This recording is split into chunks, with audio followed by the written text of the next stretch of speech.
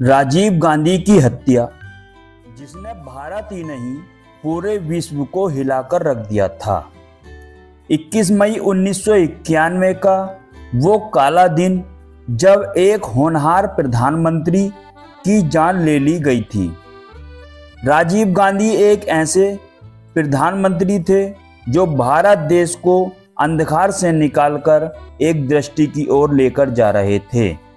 भारत ने एक ऐसे होनहार युवा प्रधानमंत्री को खो दिया था जिससे लोग अपने दिलों और दिमाग से नहीं निकाल पा रहे थे। लेकिन भगवान को कुछ ऐसा ही मंजूर था। जब प्रधानमंत्री का काला दिन आया था, पूरे विश्व की राजनीति में गहरे प्रभाव छोड़कर चले गए थे, जो आज भी बहुत दुख भारत झेलता आ रहा है। उनकी हत्या होने से एक परिवर्तन की धारा रुक गई थी। उनकी मृत्यु ने राजनीति ने गहरे प्रभाव छोड़े। यह घटना आज भी एक दर्दनाक मोड़ में दर्ज है। उनकी हत्या का कारण श्रीलंका में चल रहे तमिल ईलम के संघर्ष से जुड़ा था।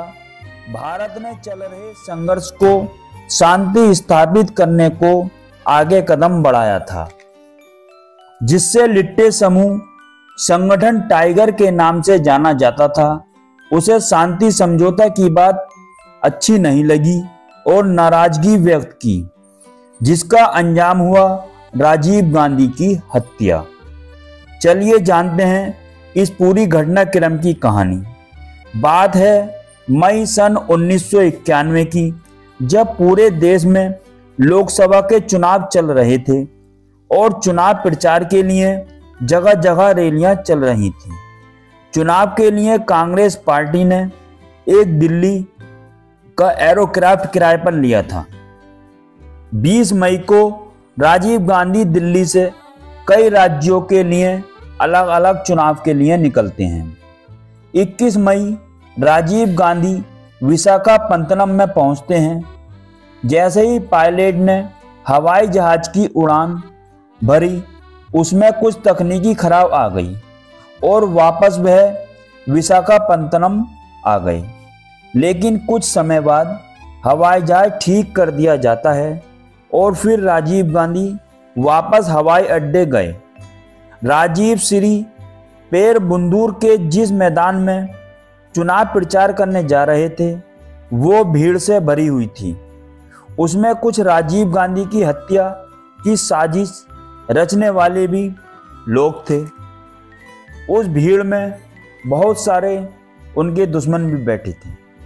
चुनावी सभा से कुछ दूरी पर इंदिरा गांधी की प्रतिमा तैयार करी गई थी, जिसका माल्यार्पण राजीव गांधी को करना था। पार्टी के बहुत सारे लोग राजीव के स्वागत के लिए फूल मालाएं लेकर खड़े थे और चारों ओर पुलिस का सख्त पहरा था, जिसकी देखरेख एक बड़े अधिकारी आईपीएस राघवन को सौंपी गई। राजीव गांधी के स्वागत के लिए कुछ नामों की लिस्ट सौंपी गई।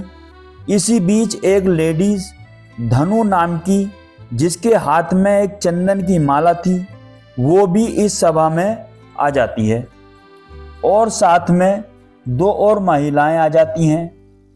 एक सफेद कुर्ता पजामा पहने व्यक्ति भी आ जाता है और यह चारों लोग सभा में आकर बैठ जाते हैं। राजीव गांधी इंदिरा गांधी की प्रतिमा पर माल्यार्पण करने जाते हैं। उसके बाद रेड कारपेट पर आते हैं और सबसे गले मिलते हैं।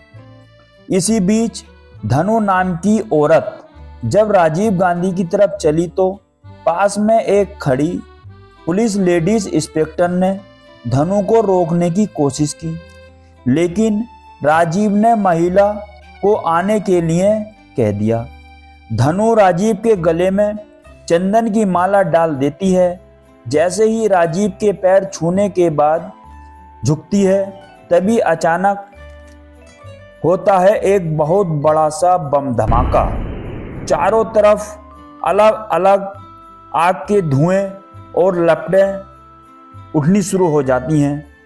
चारों तरफ हाहाकार मचना शुरू हो जाता है और लाशें ही लाशें बिछ जाती हैं। करीब 18 से 20 लोग घटनास्थल पर ही मारे जाते हैं।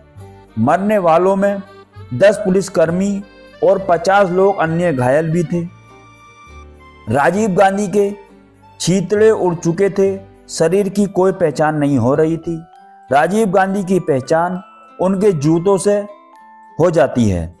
राजीव की डेड बॉडी को चेन्नई के अस्पताल ले जाया जाता है। राजीव गांधी की मौत की खबर दिल्ली पहुंचा दी जाती है।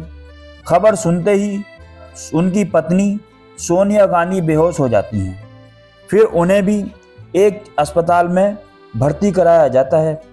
कुछ देर बाद तबीयत ठीक होने पर सोनिया गांधी और प्रियंका गांधी राजीव गांधी को लेने चेन्नई पहुंच जाती हैं और 22 मई को राजीव गांधी को दिल्ली वापस ले आती हैं।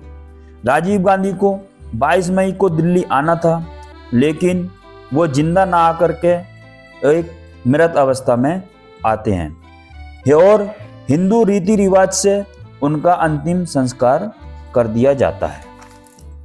राजीव गांधी की हत्या की जांच सीबीआई को सौंप दी जाती है। सीबीआई जल्दी इस केस का पर्दाफाश कर देती है और तमिल संगठन लिट्टे को इस हत्या के लिए दोषी पाया जाता है। इस घटना ने पूरी दुनिया की राजनीति में भूचाल ला दिया था।